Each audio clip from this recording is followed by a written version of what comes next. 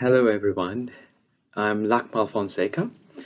I am presenting today of my research that I have done in University of Oxford about a novel pathway of viral replication and some early insights on therapeutics in the same pathway.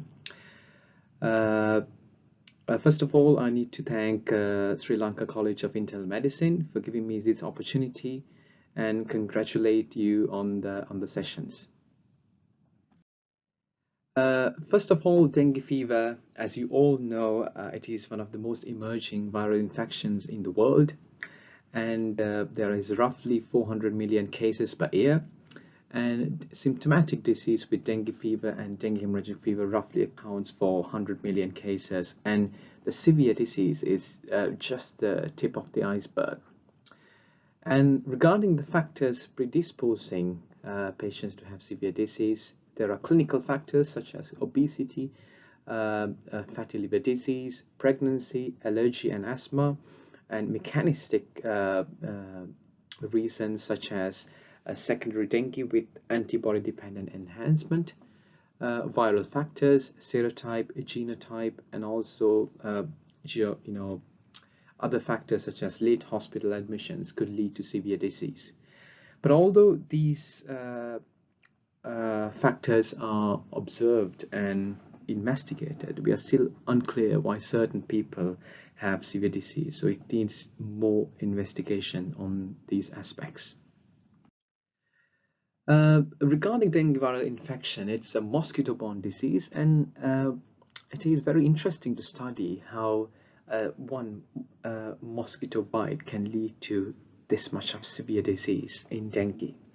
It starts with a small inoculum of dengue virus initially to the skin, and it should establish infection in the skin and propagate into the lymph nodes and subsequently into the blood and causes systemic infection and causes viremia. Then also for the virus survival, it should complete a transmission cycle to find a new host as well. So, which again happens through the skin. For these reasons, it is very important that the dengue virus should have a great mechanism to replicate in the skin for infection of the host and for the transmission to a new host.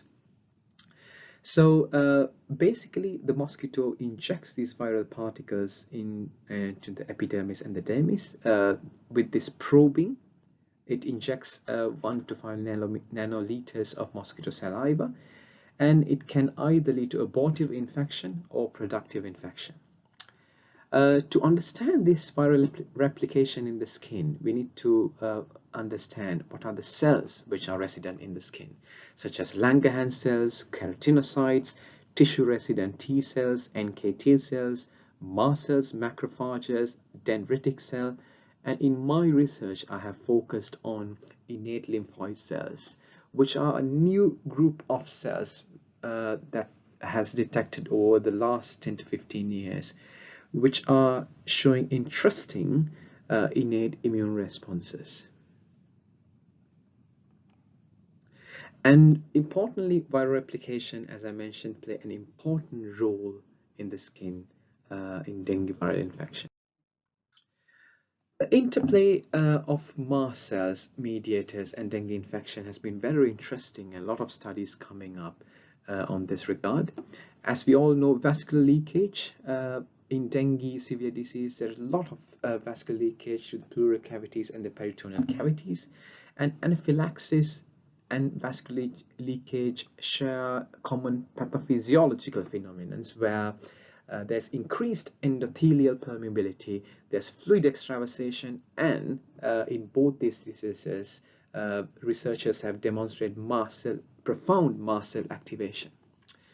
And we have noticed in mast cells that they are permissive for dengue viral infection. And also there are studies that have shown in secondary dengue, there is more mast cell infection. And it has been shown that mast cells can control dengue viral replication. and also can release mediators such as chymases and tryptases, which can lead to vascular leakage. But how mast cells causes affect this viral replication is poorly understood. From the previous studies, we know that the mast cells are activated in dengue infection as well. They are infected, as I mentioned before. There is more mast cell degranulation in secondary dengue. And from the studies that Professor Malaviki has done, she has shown with her group that leukotriene E4 are increased in severe dengue. So mast cell secretes these mediators such as leukotriene E4 and also prostaglandin D2 and many other mediators such as chymases and tryptases that I mentioned before. So our main question was, what are these mediators that induce viral replication specifically in the skin at the tissue level? And I'm going to talk about prostaglandin D2 and also a bit about leukotriene E4 and how these propagate dengue viral replication. I'm going to use these a model of cells for this, which are group 2 innate lymphoid cells. These are innate lymphocytes that are mainly tissue resident and are present in the skin in significant numbers. I'm going to mention them as ILC2 from here onwards. The ILC2 mirror these T cell counterparts, and they are activated by lipid mediators such as prostaglandin D2 and leukotriene E4. And these are a rapid source of type 2 cytokines. There are studies to compare innate lymphocyte cytokine release with T helper cell cytokine release, and have said that ILC2s are potentially 10 times potent to produce type 2 cytokines. And as you can all see, there are a lot of interactions happening with lipid mediators, interferons, and they interact with other cells and innate cells such as mast cells and macrophages as well. So our hypothesis is to investigate whether ILC2, whether they could contribute to early viral replication and dengue disease pathogenesis. And what I have done is to compare the RNA sequencing data profile of healthy individuals with dengue fever and dengue hemorrhagic fever ILC2s, and investigate the infection of ILC2s by the dengue virus and what are the factors affecting the infectivity, and also investigate the effects of type 1 interferon and lipid mediators on antiviral potential of ILC2s. Going ahead, the first of the investigations that I performed is I got samples from dengue patients and separate the peripheral blood mononuclear cells, and these cells are sent through cell sorters. These are machines where we can sort individual cells depending on their surface markers, and I have got an enriched samples of ILC2s, sorted them into PCR plates, performed cell lysis and extracted RNAs and performed RNA sequencing. This research was heavily helped by Professor Nilika Malavige's group in Sri Lanka and with the Royal Institute team. And also, other than that, from the cell fraction that I have got from here, I have performed flow cytometry, and where I could look at frequency of ILC2s, the receptors, and also the dengue infection levels as well. So these are some of this data I'm showing. We have found that these ex vivo sorted ILC2s are activated and infected in dengue infection, which is the first finding that we got, and was very interesting to note this. I'm showing the RNA sequencing data here. This is the principal component analysis, which is a rough guide to see the genetic makeup of healthy controls dengue fever and dengue hemorrhagic fever. Here we can clearly see that the healthy controls, which is in blue, are clustered away from dengue fever and dengue hemorrhagic fever group. And also we have looked at the RNA sequencing data of the activation markers of ILC2s. Here I have shown CD38, CD25, which are activation markers, and CRTH2, CD127 are two receptors that downregulate with activation. And here there is consistent evidence that ILC2 are activated in dengue infection. And also we have looked at the whole set of RNA which are present in ILC2s and have compared it or matched it with the dengue virus genome. And we have found that there are these NS proteins, NS4A, 4B, and NS5. These RNA fragments related to these proteins are present in ILC2s, which is another way to show at the gene level that the ILC2 are infected by dengue. In addition, I have stained I have done an intracellular stain for dengue virus protein in ILC2s and have demonstrated dengue virus infection. And this is the percentage expression of the dengue virus E protein in ILC2s, and have demonstrated these cells are getting significantly infected, and some of these cells are nearly 80 to 90% infection, which is a very high figure when we look at other cell type infections in the in vitro studies. And this is the way how it looks in the flow cytometry. This is the whole population of peripheral blood mononuclear cells, and you stain them with different markers to find your cells of interest. And here from the positive side, I have shown that nearly 80% of these cells are staining with dengue virus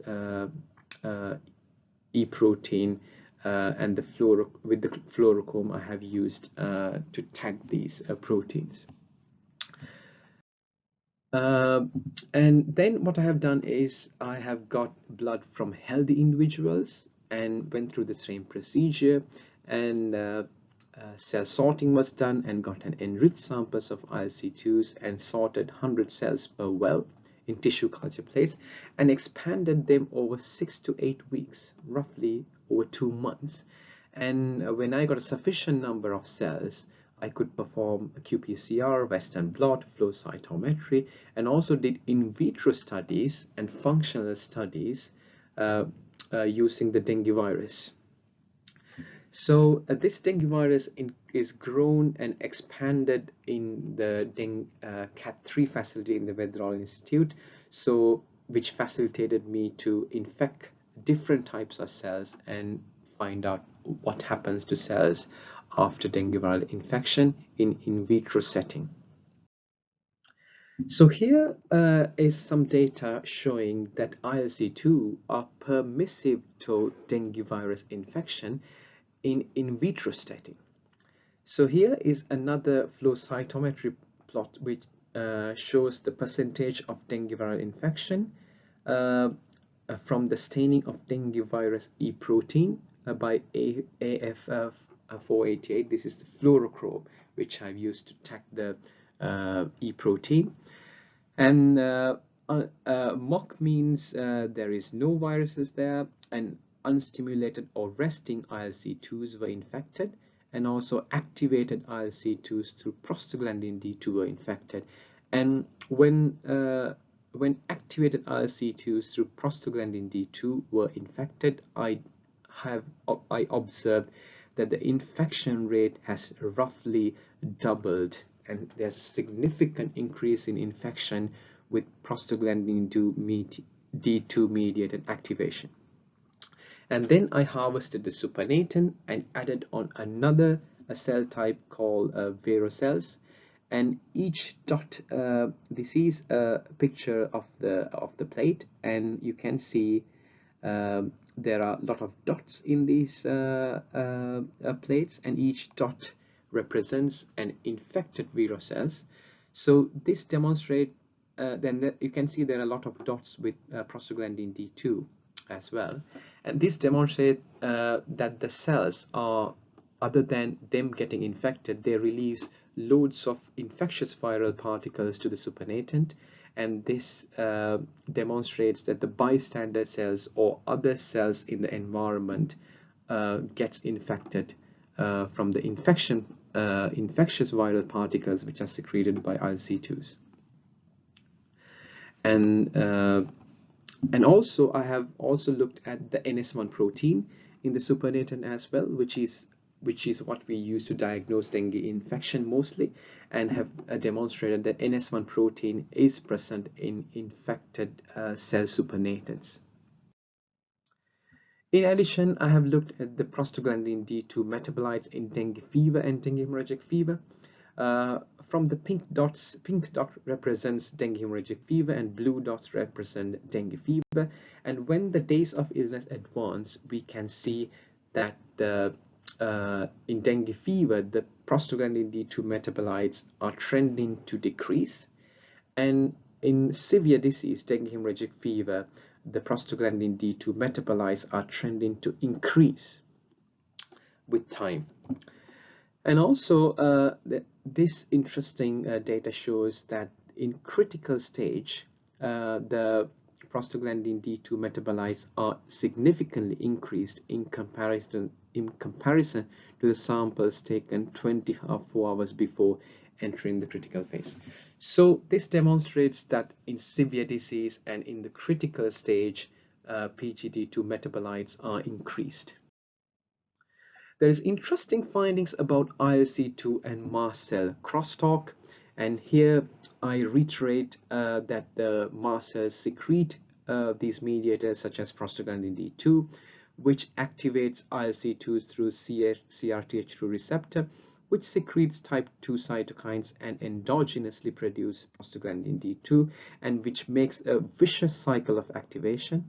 And with cell activation, they are more predisposed to get infection and subsequently produce loads of infectious viral particles secreted, and it helps in propagating infection to other cells and also hopefully contribute to viremia. There is also published research, interesting ones, which says that when there's a mechanical skin injury, such as skin scratching or superficial damage to the skin, this induces the innate lymphocytes, and which secretes type 2 cytokines such as IL-13 and IL-4, and this in turn increases mast cell activation and produce mast cell mediated release and increase in capillary permeability and leads to allergic inflammation. So this data denotes that ILC2 mast cell crosstalk happens and they activate each other, and from my data I have shown that it increases viral replication. So in conclusion, in the first part, I have shown that the group 2 innate lymphoid cells are activated in dengue infection. Prostaglandin D2 metabolites are increased in dengue infection. ILC2 are infected. And particularly, prostaglandin D2 significantly increases dengue viral infection compared to resting cells. And ILC2 infection leads to secretion of infectious viral particles. Then I looked at one of the protective innate mechanisms of viral infections in the way of type 1 interferons. Type 1 interferons are important to establish antiviral states in all of the cells, including ILC2s. When I treated ILC2s with type 1 interferons, it causes expression of antiviral proteins and maintain antiviral state and rescues ILC2 from dengue virus infection. However, when I treat them with prostaglandin D2, interestingly, prostaglandin D2 suppresses these protective type 1 interferon effects. On one hand, it suppresses the type 1 interferon protective effects, and on the other hand, it increases viral replication and produce more infectious viral particles. And this is the data which supports that. Here from this data, I have seen the from the qPCR data, I have shown the mRNA expression of type 1 interferon receptor and ISGs, interferon stimulatory genes such as OSA1 and IFTIN3, and these genes are suppressed when treated with prostaglandin D2. And also at the protein level through this Western blot, I have shown that IFTIN3 levels are suppressed when added prostaglandin D2, and which shows that prostaglandin D2 can suppress the antiviral state of ILC2s. So then we thought whether inhibiting this pathway would make a difference to the viral replication. So fevipiprant is one of the molecules which works as a CRTH2 inhibitor, and fevipiprant essentially stops the action of prostaglandin D2, and I have shown that inhibition of ILC2 with fevipiprant reduces effective dengue viral infection and also reduce the amount of infectious viral particles secreted.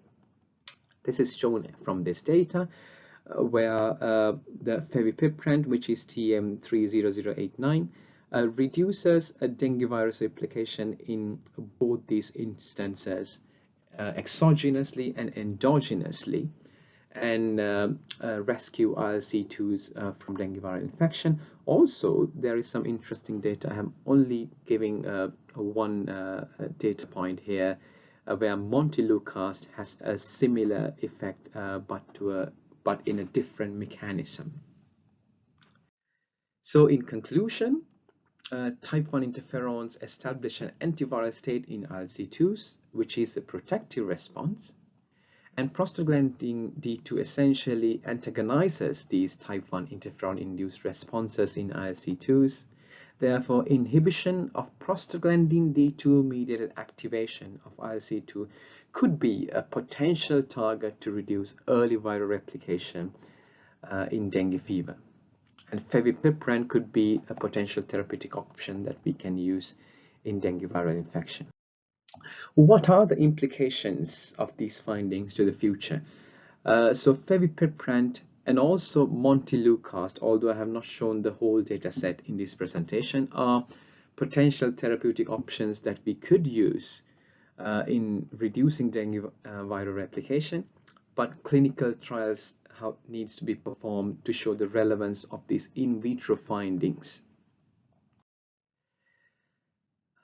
This is my PhD work, some of the PhD work that I have performed here, and I'm coming to thanking all the people that have supported me during these 3.5 years. Most importantly, Professor Graham Mogg from University of Oxford. He has helped me immensely during my PhD. He's a really humble gentleman and a great supervisor and a researcher and a world figure of antigen presentation. University of Oxford, Radcliffe Department of Medicine, who have been supporting me for my work here. Wedderall Institute of Molecular Medicine is where I performed all these research. And without Commonwealth scholarships, this would not have been possible. It's a great honor to receive this scholarship. Lincoln College, my college during my PhD. And importantly, Professor Nilika Malevike, she has been instrumental of my work and has been supporting my work from Sri Lanka and has been encouraging throughout being a clinician, going through research. Molecular research, wet lab research is a tough ask, and she inspired me to do that. And also Nilanka Pereira, I should thank her because she has been the initial contact and who inspired me to go through this journey. Department of Medicine, University of Rihuna, I'm ever thankful for all my teachers and colleagues there, starting from Professor Lekam Vasam, Professor Bodhinaika, Professor Patrana, Professor Viratna, Professor Arosha Desanaika, Professor Herat, Professor Niroshan Tahanaika, and others. You all have helped me throughout my journey, and also the Dean of the Faculty of Medicine, and the Vice Chancellor, Professor Jiva Marasen, and all of the others in the faculty supported me and encouraged me during this journey. And importantly, my lovely family, my mom, who has been a pillar of success, and Dayashi, who has been supporting me throughout this difficult journey while in Oxford, and I'm ever thankful to them. For the people who are listening, the young people, of course, if I have done it, and you can do it as well if you have the passion and the courage. We all can go through this beautiful journey. University of Oxford had offered me a lot of beautiful memories. Studying there has been an immense satisfaction, and I studied with a multi-ethnic and multicultural group, which is fascinating. And this is coming from my matriculation in the Divinity School. People might notice this hall from the famous Harry Potter movie. And also I managed to get Oxford University sports colors as well, playing the table tennis, and I performed in the Oxford Cambridge battle last year. And also I got a chance to work with some fantastic colleagues from Sri Lanka during my hospital work. And thank you very much for the opportunity, and thank you Sri Lanka College of Internal Medicine.